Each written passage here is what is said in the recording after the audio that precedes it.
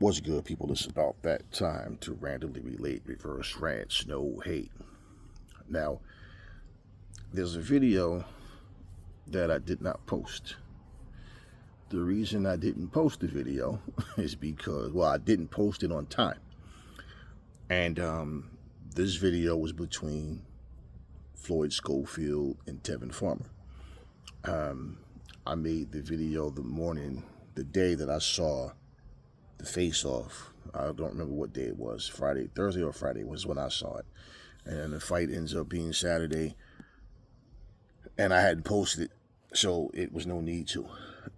One of the things I said in that video, and I'll share with you now, basically was this.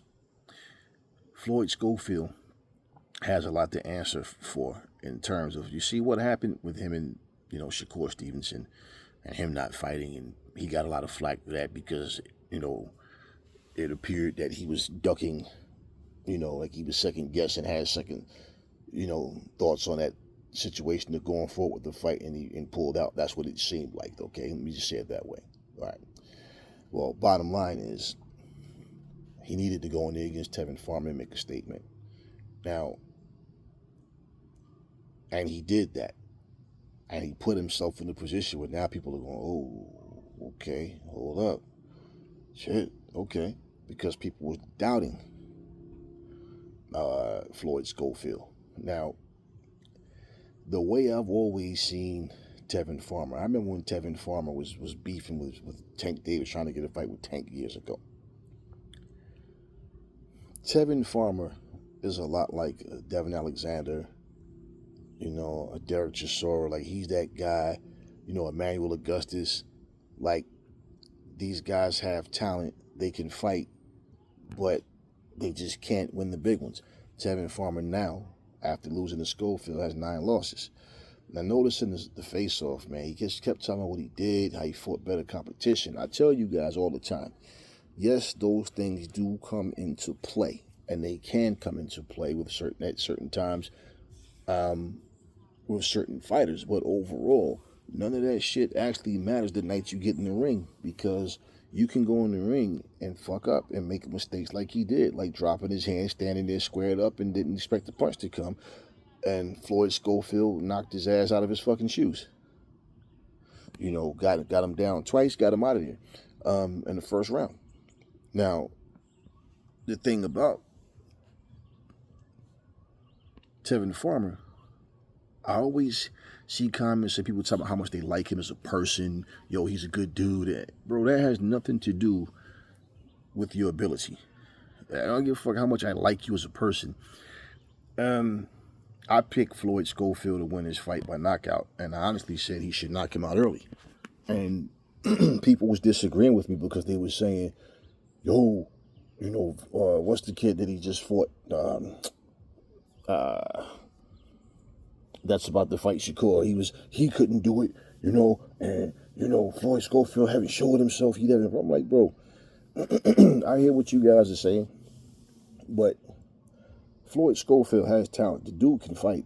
It's not like he's some talentless guy, okay? Y'all keep talking about he ducked Shakur. Y'all keep holding on to that. Bottom line is, he's got to go in there and fight, okay? Unless he's going to pull out and duck this guy too, okay? He has to go in there and fight. Tevin Farmer has talent, but Tevin Farmer, I don't see him the way you guys do. You want to overlook his 8 losses with the whole, but they all are close fights. He doesn't get blown out, get blown away. So what?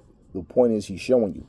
He loses to guys that nobody's calling great fighters, okay? He loses to guys that it's like he just never can do enough to take over a fight. He does enough to stay in the fight, but he doesn't do enough to take over the fight and dominate. Which also means all this experience he's talking about, his confidence came from the simple fact he just thought Schofield was going to be too inexperienced. Okay, he couldn't handle his hand speed, couldn't handle his power, and he got caught early. 1 round. You guys is talking about the ref shouldn't have stopped it. If he would have stopped, look,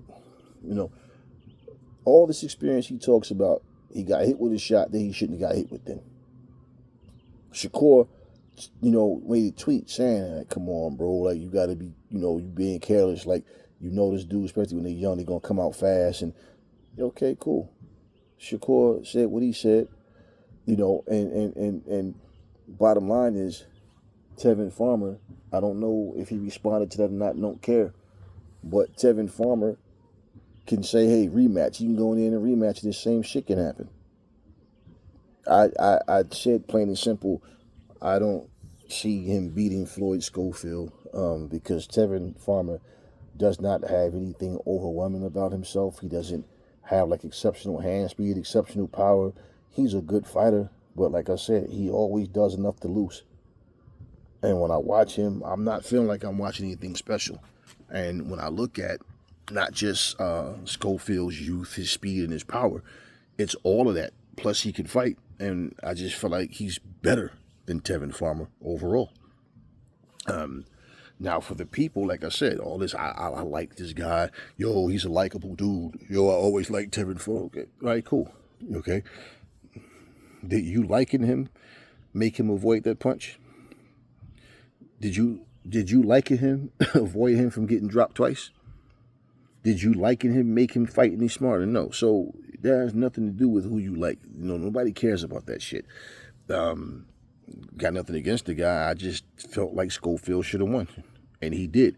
I'm not going to sit here and tell you I predicted the first round knockout, but I said if he go in there and jump on this dude, let me tell you something about these battle-tested guys that always talk about experience, and who I fought. If you jump on the motherfuckers and push them and make them fight harder than they want to, you can get them the fuck out of there.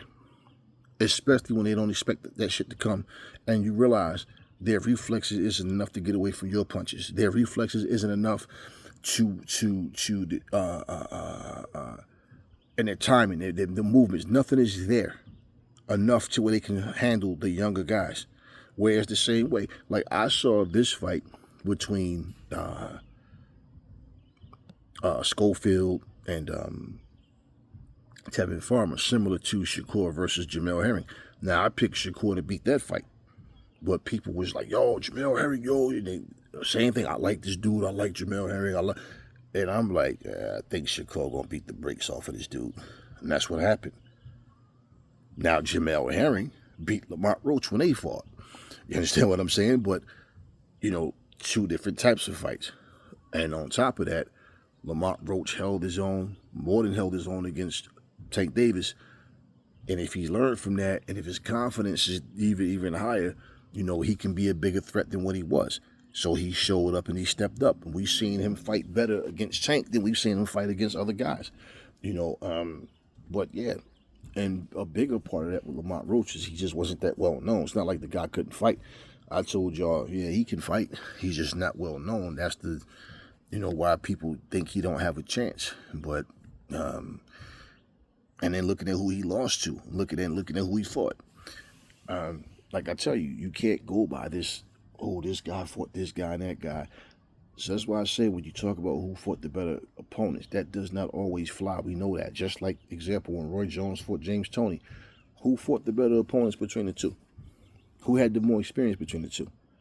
How did the fight go? No, so you understand what I mean? We can't go by that bullshit.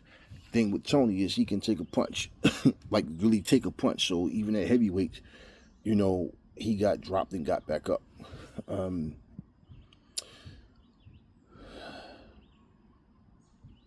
But yeah, man, I feel like this is what Schofield needed to get a veteran name on his resume. Now, Tevin Farmer's 34 years old. He's not some old man, but in boxing, when you've had wars, I feel like too much wear and tear. And that's what I said in the video. I think if Schofield go out, not stupidly go after him, but seek and destroy, even if he counterpunch. You can counterpunch going forward too, not just going backwards. Okay? And it all depends on how your opponent fights you and what you are able to adjust to, But like I said, the hand speed and the power, just overall technique, I feel like he was better than Tevin Farmer, man. So when people start saying dumb shit, well, if Tevin was younger, like, okay, whatever. Well, he's not younger, and what happened, happened. So we're not going to go into all this bullshit. I felt like Tevin Farmer, like I said, jump on him, push him, make him fight at a pace faster than he wants to, he's more than likely going to get caught with some shit. And that's exactly what happened. And you know Tevin Farmer likes to, like, if you hit him, he want to get his hit back.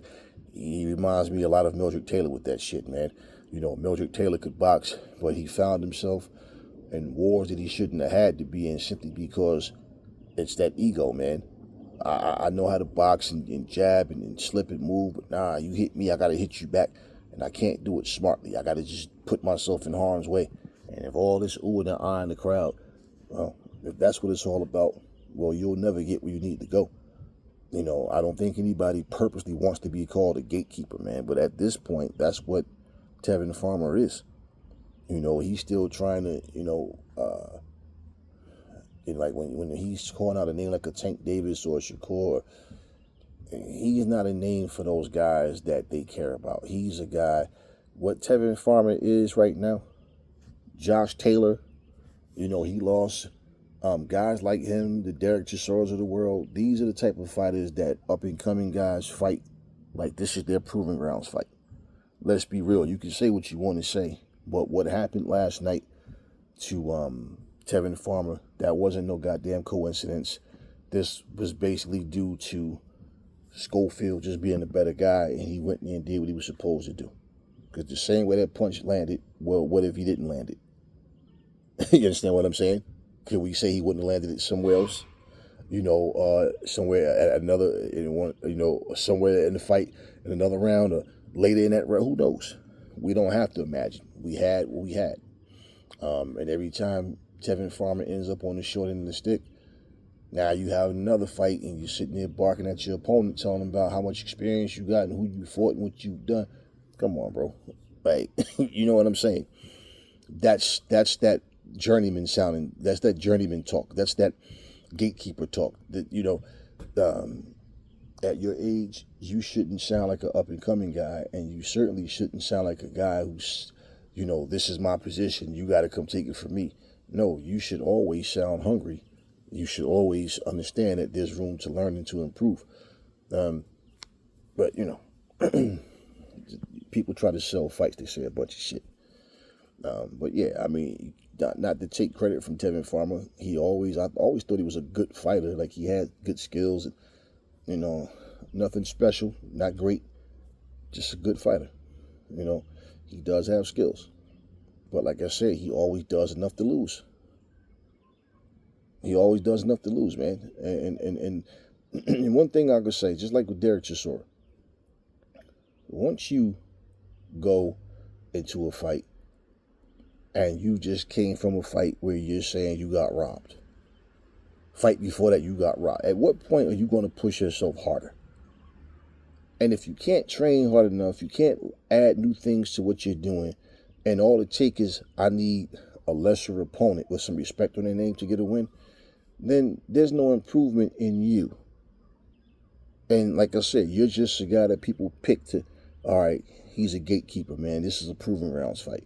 And the same thing with Josh Taylor, man. I watched Josh Taylor fight. I said, yeah, Josh is done. He's not the same guy anymore.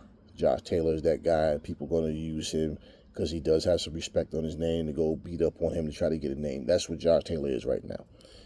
And it's no different for Tevin Farmer. So the right guy won. Now, hopefully for Schofield, he doesn't go into this diva mode and start trying to play this I'm the money man bullshit and trying to play this 50-50 shit to the point where, he's trying to be something he's not. You scored a good victory, scored a first round knockout. You impressed a lot of people, you turned a lot of heads, you shut a lot of people up, but you're going to always have people that's like looking for you to lose. So, like you were supposed to fight Shakur.